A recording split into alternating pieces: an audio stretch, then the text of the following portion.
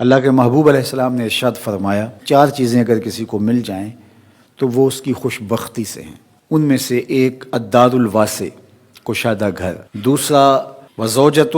حسنہ، صالحہ پاکیزہ عفت مآب نیک فرما بردار بیوی اس سے مراد ہوتی ہے۔ بیوی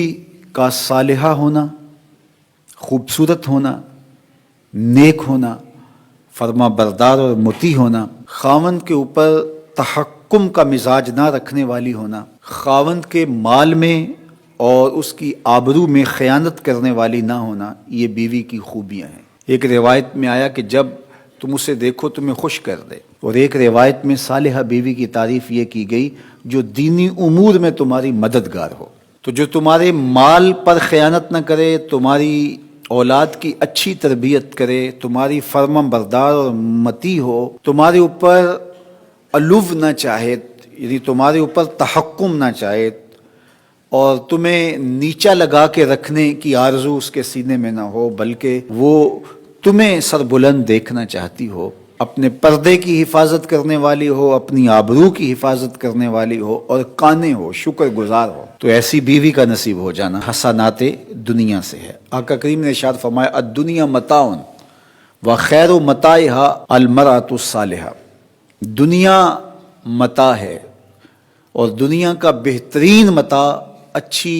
نیک بیوی ہے۔ تو اگر اچھی صالحہ نیک بیوی نصیب ہو گئی تو یہ دنیا ہی جنت ہے، اور اگر بدکار ناشکر گزار بیوی ہے تو یہ دنیا ہی جہنم کا گڑھا بن جاتی ہے۔ اس لیے یہ اگر کسی کو نصیب ہے تو وہ اللہ کا شکر ادا کرے، اور یہ اللہ کی عنایت ہے کسی پر جو اللہ نے مقسوم کی ہے، تو یہ چھوٹی نعمت نہیں ہے، یہ بہت بڑی نعمت ہے۔ تیسری چیز ارشاد فرمائی، المرکب الحنی، تیز رفتار نشیط گھوڑا، اور چوتھی چیز ارشاد فرمائی الجار الصالح، نیک ہمسایہ۔ تو کسی کو نیک ہمسایہ نصیب ہو، کشادہ گھر مل جائے، نیک صالح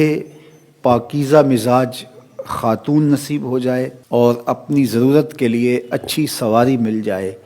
تو وہ دنیا کی خوش نصیبی اور دنیا کی فیروز بختی سمیٹ چکا ہے۔ یہ چار چیزیں ہماری زندگی کی خوش نصیبی میں سے ہیں۔ اگر کسی کے پاس یہ چار چیزیں ہیں